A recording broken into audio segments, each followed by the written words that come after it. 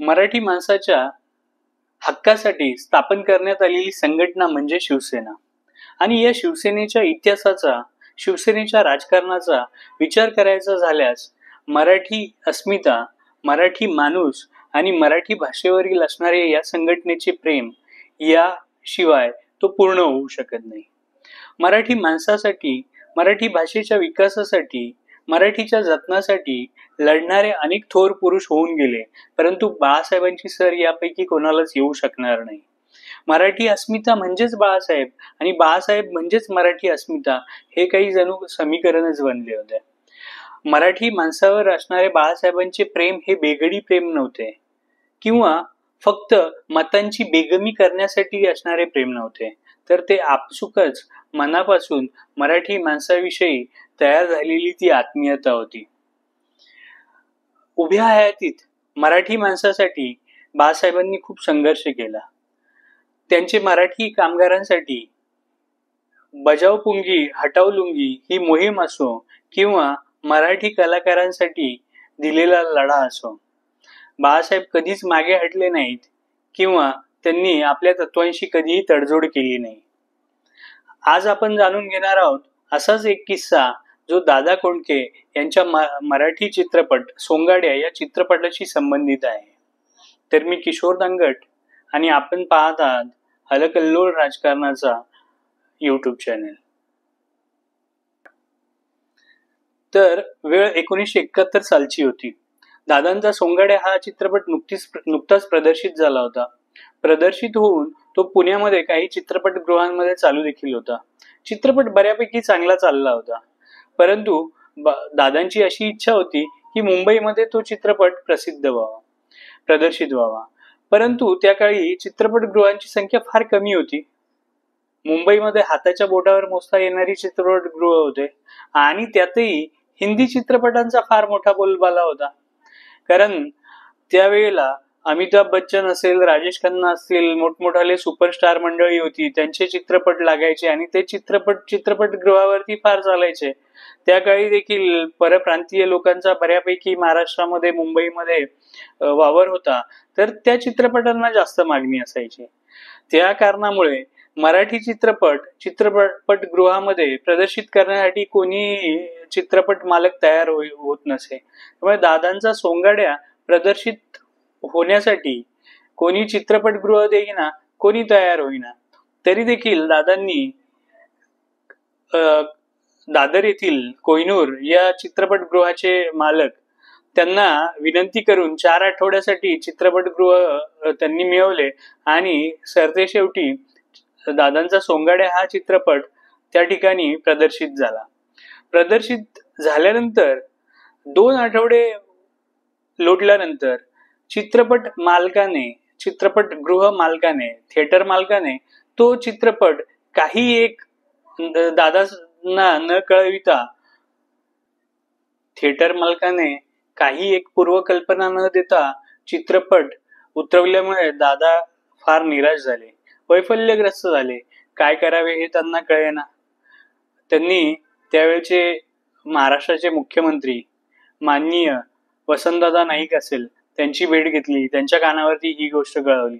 त्यानंतर महाराष्ट्रातील बरेचसे जे मोठे राजकारणी मंडळी होते, नेते होते, त्यांच्या देखील कानावरती त्यांनी ही घटना त्यांना सांगितली.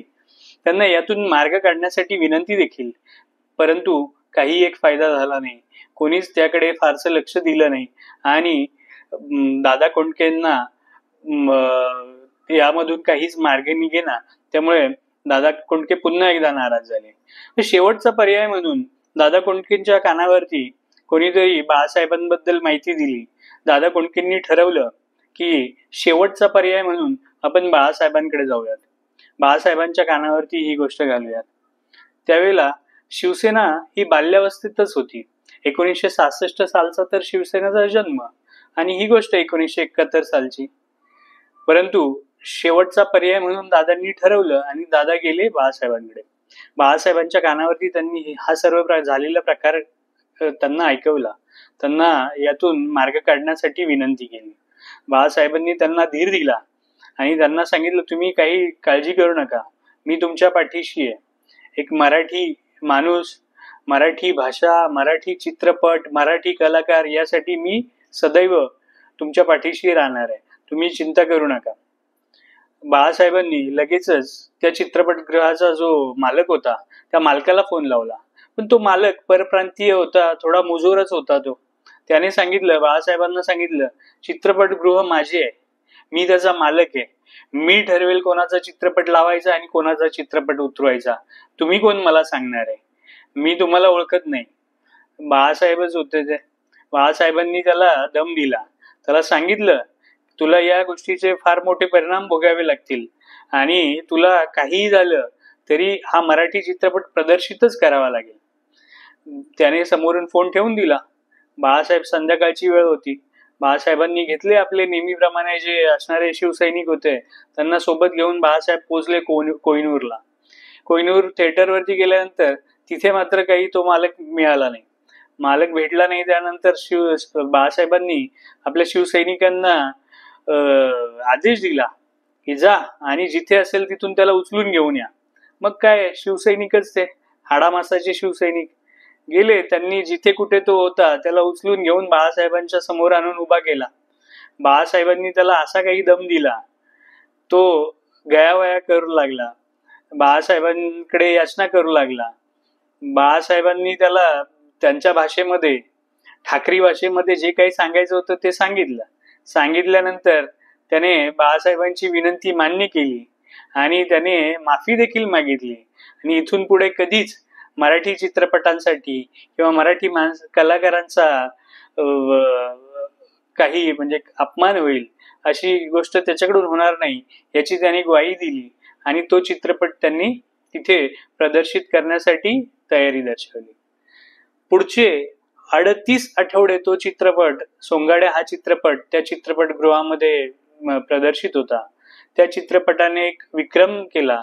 तो चित्रपट खूप प्रसिद्ध झाला.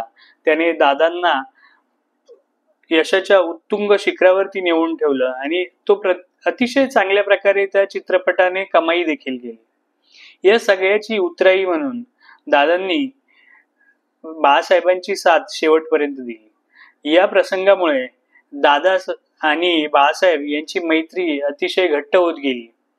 दादांनी तेव्हापासून मरेपर्यंत बाळासाहेबांच्या शिवसेनेचा प्रचार केला, शिवसेनेसाठी झटले, शिवसेनेसाठी अनेक जणांना अंगावर घेतलं. त्यांनी बाळासाहेबांसाठी अनेक प्रचंड भाषणं केली. त्यांची भाषणं खूप गाजली आणि या भाषणांमुळेच 1995 साली बाळासाहेबांची सरकारमध्ये सत्ता येण्यासाठी देखील मदत झाली. 1995 मध्ये जेव्हा सत्ता आली तेव्हा बाळासाहेबांनी दादांना विचारलं, दादा तुम्ही कोणतं मंत्रीपद तुम्हाला हवंय, कोणतं मंत्रीपद म्हणून तुम्हाला सरकारमध्ये येण्याची इच्छा आहे. परंतु दादांनी नम्रपणे या गोष्टीला नकार दिला. दादांनी सांगितलं, नाही, मला कोणतंच मंत्रीपद नकोय, मला कशाचीच लालसा नाही, मला सत्तेची देखील हाव नाही.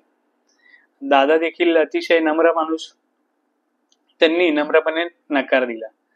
बाळासाहेबांनी तीनदा त्यांना विचारलं, आग्रह केला, विनंती केली, तरी देखील दादा शेवटपर्यंत तयार झाले नाहीत. दादांनी त्यांना प्रतिप्रश्न केला. दादांनी त्यांना विचारलं, आपलं सरकार आलंय, आपली सत्ता आली आहे, तर तुम्ही काय होणार आहात? तर शिवसेना प्रमुख बाळासाहेब ठाकरे म्हणाले की मी शिवसेना प्रमुख आहे, मी शिवसेना प्रमुखच राहणार. त्यावर दादांनी उत्तर दिलं, जर तुम्ही शिवसेना प्रमुखच राहणार असाल तर मी देखील शिवसैनिकच राहणार. आणि शेवटपर्यंत त्यांचं हे जे शिवसेनेवरचं प्रेम आहे ते कधीच तसूभरही कमी झालं नाही. शिवसेनेसाठीच शेवटपर्यंत त्यांनी प्रचार केला, शिवसेनेचाच प्रसार केला.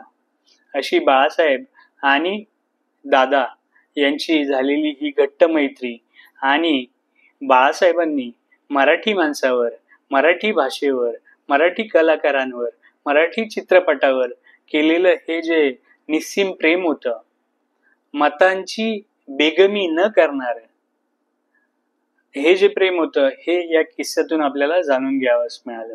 आज आपण पाहतोय दादांचा देखील नम्र स्वभाव याच्यातून आपल्याला पाहावयास मिळाला की आज सत्तेसाठी पैशासाठी, पदांसाठी या सर्व गोष्टींच्या लालसेपोटी जे मूळ पक्ष आहेत ते फोडले जातात. त्यातून दुसरे गट निर्माण होतात. जे त्या पक्षाचे मूळ ज्यांनी संघटनेसाठी प्रयत्न केले त्यांचं पक्ष चिन्ह चोरलं जातं, त्यांचं नाव चोरलं जातं. ह्या सगळ्या गोष्टी आजच्या राजकारणात घडताना जेव्हा पाहायला मिळतात त्यावेळेला ह्या प्रसंगाची आठवण झाल्यानंतर असं वाटतं की धन्य ते दादा आणि धन्य ते बाळासाहेब. तुम्हाला आजचा जो हा व्हिडिओ आहे कसा वाटला जरूर कमेंट करा. कमेंट करून कळवा. तुमच्या कमेंटनेच आम्हाला पुन्हा आणखीन असे व्हिडिओ तयार करण्यासाठी प्रोत्साहन मिळेल. या राजकारणाचा जो न्यूज चॅनेल आहे, यूट्यूब चॅनेल आहे हलकल्लोळ राजकारणाचा, त्याला सबस्क्राईब करा आणि लाईक करा. धन्यवाद.